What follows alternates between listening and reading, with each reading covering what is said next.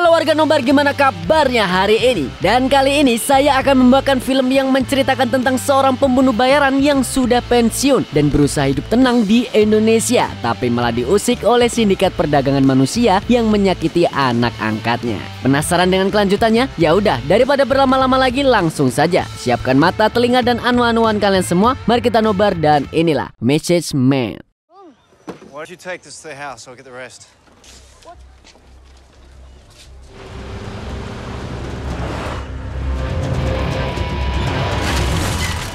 Donnie. Sikat dia. Bule! Bangsat lo! Penggal sekalian kepalanya! Di awal film diperlihatkan seorang pria yang tampak kesepian berada di kapal. Pria itu bernama Ryan Teller, mantan pembunuh bayaran yang kini hidup sendirian. Sejak memutuskan pensiun dari pekerjaannya, Ryan ingin meninggalkan dunia tersebut selamanya. Bahkan ia mengasingkan diri dari orang-orang luar. Namun pagi ini Ryan terpaksa merapat di sebuah pulau kecil di Indonesia karena harus memperbaiki mesin kapalnya yang rusak.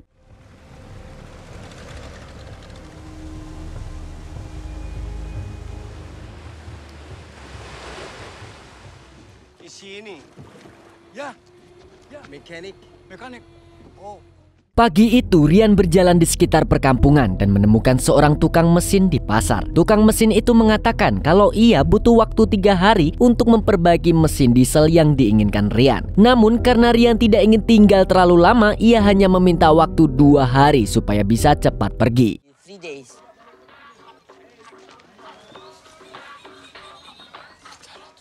Setelah itu Ryan bermaksud membeli bahan makanan di pasar. Tapi tiba-tiba perjalanannya dihentikan oleh seorang bocah bernama Donnie yang ngeyel minta pekerjaan kepada Ryan. Soalnya kalau cari kerja sama orang Indonesia butuhnya ordal coy.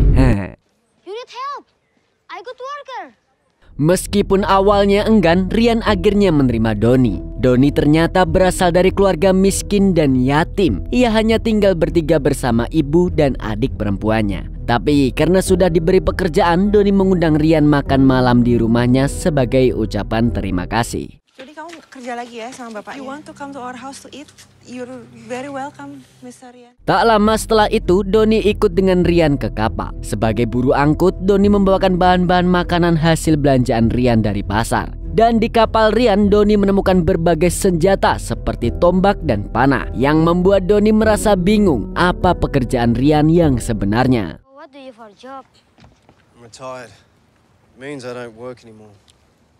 Akan tetapi, seperti yang sudah dijelaskan di awal film, Ryan saat ini berusaha menjauhi orang-orang. Ia ingin hidup sendiri walaupun Donnie berusaha mengenalnya lebih dalam. Bahkan ketika Donnie kembali ke dermaga, ia menunjukkan letak rumahnya. Donnie berharap kalau Ryan berkenan memenuhi undangannya. You come for dinner at my home. I help. Go home. What?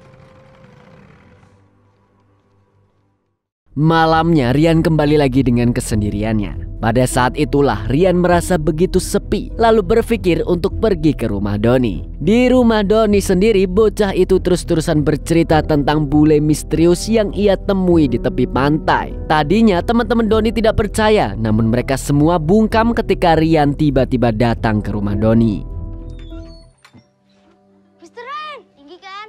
Tinggi nggak?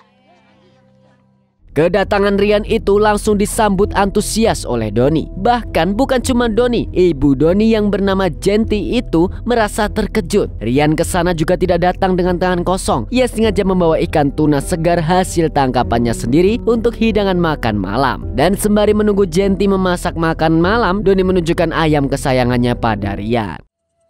This one, my second favorite. You see the strips, huh? Nice. Tak lama setelah itu, hidangan makan malam pun jadi. Ryan menghabiskan makan malamnya dengan senang dan mengajak Donnie untuk bekerja lagi padanya esok pagi. Di titik ini, dia bisa merasakan adanya kehangatan ketika bersama Genti dan Donnie. Meet me at the jetty. 9 a.m. Keesokan paginya terlihat rombongan preman yang memasuki pulau tersebut dengan wajah bengis. Dari cara mereka berjalan, semua orang langsung tunduk dan membiarkan mereka pergi. Orang-orang itu adalah bagian dari sindikat perdagangan manusia sekaligus pemerasan terhadap warga pulau tersebut. Di waktu-waktu tertentu mereka menculik para gadis lalu menjualnya ke ibu kota. Tidak ada yang berani melawan para preman itu karena sekalinya menentang mereka akan dihabisi saat itu juga.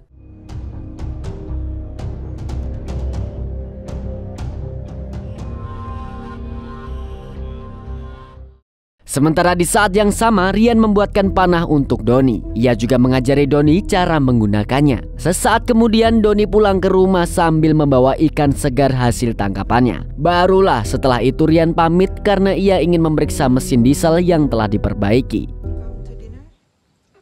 Could you tell Donnie that I'll be back? Setibanya di tukang mesin, Ryan mendapati mesinnya kurang sempurna sehingga butuh diperbaiki lagi. Bahkan Ryan minta dibuatkan satu lagi mesin diesel sehingga ia harus menunggu 5 hari lagi. Setelah itu Ryan pun memenuhi janjinya. Ia menghabiskan waktu bersama Donnie layaknya seorang ayah yang menghabiskan waktu dengan anak kesayangannya. Bahkan saat malam tiba Ryan menginap di rumah Donnie karena hujan turun deras. Tapi keesokan paginya Donnie terbangun dan menyadari ayam kesayangannya telah mati dimakan anjing. Ryan berusaha menenangkan Donnie. Ia menyarankan Donnie untuk membunuh anjing itu supaya tidak memakan ayam Donnie lainnya. Namun Donnie menolak saran tersebut karena menurutnya itu tindakan yang terlalu kejam. Akhirnya Ryan kembali menginap di rumah Donnie untuk mengawasi pergerakan anjing. Dan benar saja, saat tengah malam tiba, anjing itu kembali datang. Ryan hampir membunuh anjing tersebut, namun ia langsung mengurungkan niatnya karena teringat dengan kata-kata Donnie.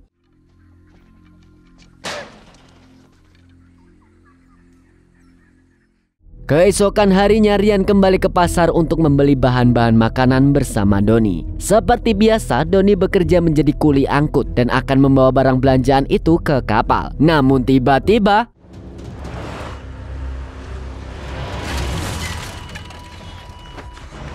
tanpa diduga Donnie ditabrak oleh pasukan preman kejam yang sedang mengangkut wanita tawanan mereka. Donnie pun terluka parah dan membuat Ryan tak terima. Dengan ekspresi wajah yang begitu dingin dan sadis, Ryan menantang para preman tersebut yang tidak mengakui kesalahan mereka. Dan tanpa rasa takut, Ryan langsung meladeni mereka dalam waktu yang amat cepat. Bila perlu, penggal sekalian kepalanya.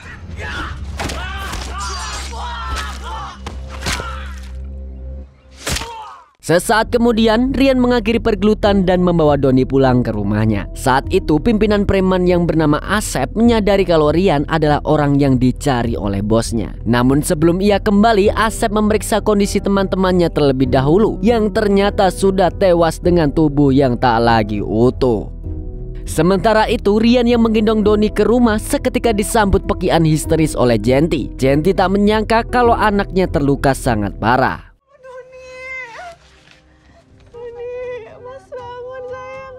Ryan lantas menenangkan Genti dan berjanji akan mengobati Donnie. Ryan kemudian kembali ke kapal lalu mengambil peralatan medis yang lengkap. Setelah melakukan operasi kecil untuk menjahit luka Donnie, Genti kembali mempertanyakan pekerjaan Ryan. Karena kalau Ryan bisa mengobati Donnie, kemungkinan ia adalah seorang dokter. Are you a doctor? Tapi Ryan tidak mau menjawab pertanyaan itu. Ia hanya tak ingin Genti merasa takut padanya. Dan yang terpenting sekarang adalah identitas para preman yang ternyata selalu menghantui penduduk pulau tersebut, terutama para wanita yang selalu menjadi korban kejahatan mereka. Dan sekarang kita tiba pada bosnya Asep, yaitu Lee. Dia adalah seorang pengusaha yang super kejam, bahkan lebih kejam dari Jenderal Belanda zaman kerja Rodi. Ternyata dialah yang mengincar Ryan dan mendapat laporan kalau Ryan berada di Indonesia. Akan tetapi Lee masih mengonfirmasi keberadaan Ryan melalui satelit. Dari laporan itu lokasi Ryan masih belum terdeteksi. Namun dari foto yang ia dapatkan dari Asep, pria tersebut memang Ryan yang ia cari. Maka dengan keinginan balas dendam yang begitu kuat, Lee minta Asep untuk menangkap Ryan dalam keadaan hidup. Sementara keesokan harinya Ryan melakukan persiapan untuk meringkus para preman. Ia menyadari betul akibat dari perbuatannya kemarin. Oleh karena itu Ryan tahu ia sedang diincar oleh seorang penembak jarak jauh.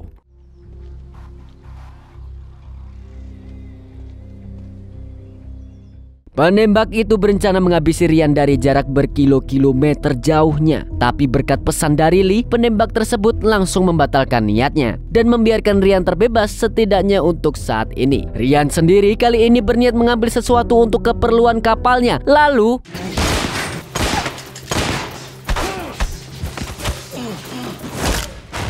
tanpa diduga seorang pria sudah mengincar Rian. Untungnya Rian bisa menaklukkan pria tersebut dengan mudah. Rian pun menginterogasi pria tersebut. Ia curiga kalau pria itu adalah suruhan dari Lee. Namun karena pria ini tak mau membocorkan rahasia satupun, Rian langsung menghabisinya. Selain Asep, Lee juga bekerja sama dengan pria lokal yang kita sebut saja Yanto. Dia juga diberi tugas oleh Lee untuk menangkap Rian. Namun Yanto protes keras karena anak buahnya sudah dihabisi oleh Rian. Sedangkan Lee meminta Yanto menangkap Rian hidup-hidup. Sebenarnya semua itu tak lepas dari keinginan balas dendam Lee karena Rian telah menewaskan kedua orang tuanya. Dulu, Rian adalah pembunuh bayaran paling ditakuti, terutama dalam dunia gelap di antara para pengusaha. Rian dikirim untuk memberi peringatan kepada musuh bisnis sehingga ia diberi julukan si pembawa pesan.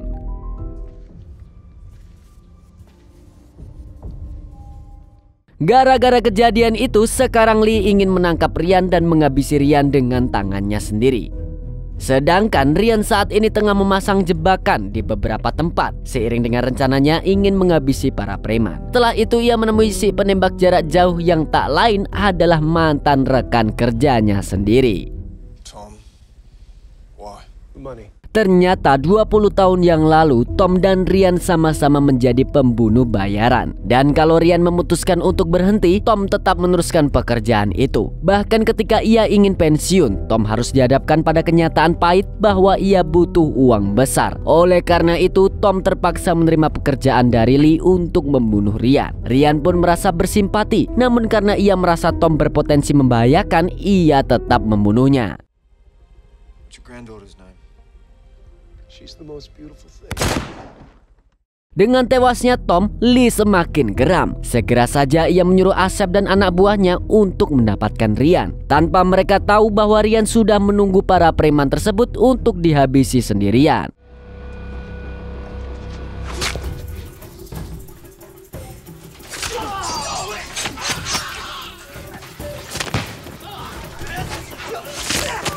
Tak lama berselang Rian kembali lagi ke rumah Doni. Namun tak disangka rumah Doni sangat berantakan dan sudah bersimbah darah. Ketika sedang mencari Doni, Rian justru menemukan Genti terluka parah. Di antara rintihannya, Genti mengatakan kalau Doni dan adiknya yaitu Dewi telah dibawa pergi oleh rombongan preman. Pada saat itulah Rian melihat ponsel yang membawa pesan dari Lee bahwa kedua anak Genti disekap di Jakarta.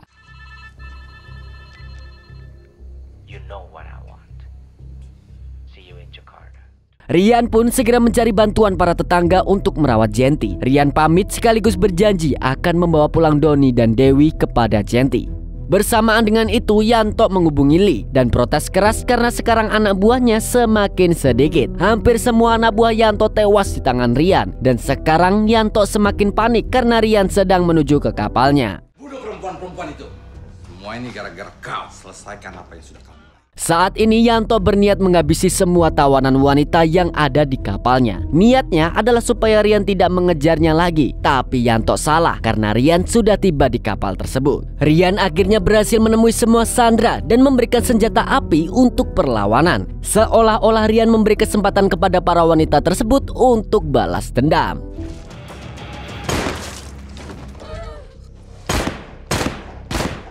Tak lama setelah itu, Rian berhasil menemukan lokasi di mana Yanto berada. Sebelum itu, Yanto telah bersiap untuk menyerang Rian. Tapi akhirnya justru Rianlah yang menghabisi mereka semua. Sekalipun Yanto memohon ampunan dan menyalahkan Lee sebagai dalang dari semua kasus ini, Rian tak punya rasa belas kasihan. Ia tetap membunuh Yanto sampai pria itu tewas di kapalnya sendiri. Anything, women, money, anything.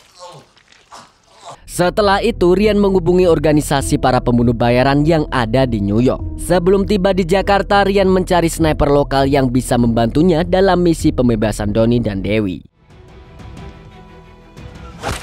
Sesaat kemudian begitu tiba di Jakarta, Rian langsung mengaktifkan kode rahasia yang terhubung dengan satelit untuk pemantauan lokasi. Tak lama setelah itu, Rian mencari kendaraan umum terdekat dan pilihannya jatuh kepada Bajai. Bajai, mister?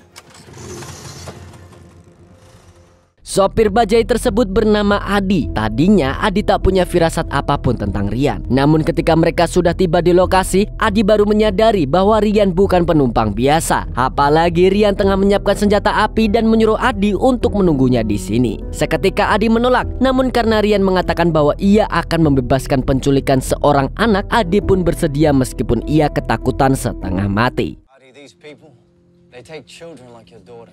Look, you are not in danger as long as you stay here, okay? Rupanya Rian tiba di sebuah lokasi berupa gedung kosong yang menjadi markas anak buah Lee di Jakarta. Di sanalah Rian terlihat memasuki lokasi itu sendirian. Padahal seorang sniper yang diperankan oleh Mike Lewis sudah bersiaga dari kejauhan.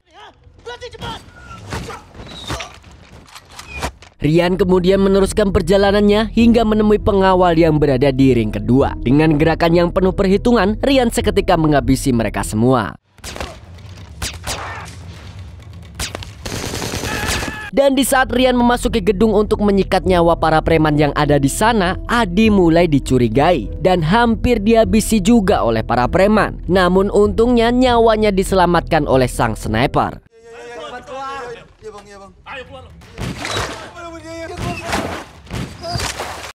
Sementara itu Rian sudah tiba di lantai 2 di mana ia sudah ditunggu oleh bos para preman. Di sana Rian melihat Dewi yang disandra dan menangis ketakutan. Hal itu membuat Rian merasa iba, tapi ia harus mendengarkan ceramah Lee yang berpikir bahwa ia sudah menang. 7 years to show you how much you affected my development as a child. Tapi bukan Rian namanya kalau ia menyerah. Dengan bantuan sang sniper, Rian langsung membunuh semua preman yang ada di sana sampai membuat Lee ketakutan. Dan yang terpenting sekarang Dewi berhasil diselamatkan. Rian lagi-lagi minta tolong kepada Adi untuk menitipkan Dewi di rumahnya. Karena Rian harus bergerak lagi untuk menyelamatkan Doni yang disekap di tempat terpisah. Sementara itu Lee yang merasa ketakutan akhirnya memerintahkan anak buahnya untuk membunuh Rian. Find and kill this fucking piece of shit. Di saat yang bersamaan sang sniper sudah mendapat tugas baru ke Roma. Namun karena Rian masih butuh bantuan untuk membongkar kejahatan Lee, sang sniper pun mengurungkan niatnya pergi ke Roma. Dan sekarang ia menuju ke Red Club, tempat di mana Doni diculik. Dan sekarang Rian kembali minta tolong kepada Adi. Adi pun seketika menolak mentah-mentah karena ia tak ingin berada dalam bahaya. Bahkan Adi menolak dibayar kalau ujung-ujungnya harus mengorbankan nyawanya sendiri. Akhirnya Rian pun berjanji bahwa ini merupakan permintaan tolong terakhirnya, sehingga Adi pun luluh dan bersedia membantu Rian. I promise. What do you want me to do? I need you to be rich.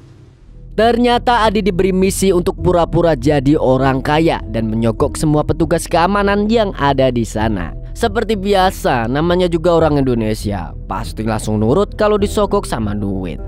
Adi pun diperbolehkan masuk sambil membagi-bagikan uang dolar untuk mengalihkan perhatian. Tanpa orang-orang itu tahu kalau Mike Lewis si penembak jitu sudah berhasil menyusup ke sana.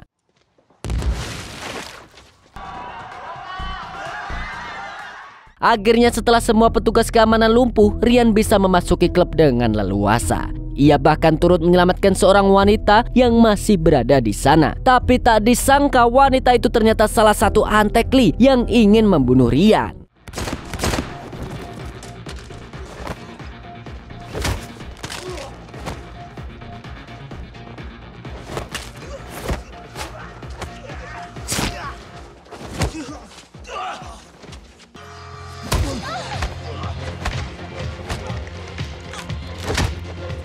Untungnya Rian berhasil menewaskan wanita itu bersama para pengawalnya. Setelah itu barulah Rian bisa memasuki area tertutup Red Club dan berjumpa dengan Lee yang sudah menyiapkan balas dendamnya. Sialnya tubuh Rian sekarang hampir menyerah. Ia sudah terluka parah dan rasanya tak sanggup lagi untuk melawan. Lee pun merasa begitu jumawa. Ia berpikir kalau Rian saat ini sudah sekarat, tapi akhirnya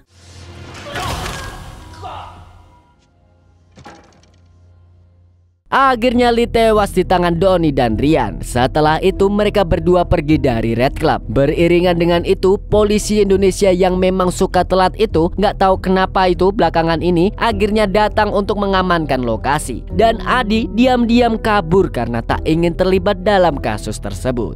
Keesokan harinya seperti biasa, Adi mangkal di pelabuhan. Ia tampak terkantuk-kantuk menunggu penumpang hingga seseorang datang mengirimkan sebuah tas misterius.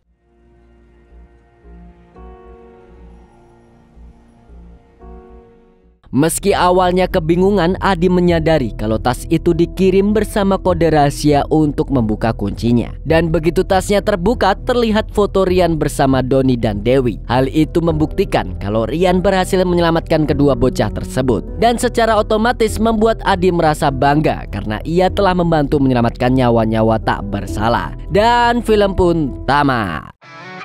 Intinya, film ini itu mengajarkan kita untuk tidak mengusik kehidupan orang lain karena karma itu nyata. Segitu dulu dari Mas Burhan Sang Kicomania. Sampai jumpa di video selanjutnya. Bye-bye. Di langit biru dia melayang,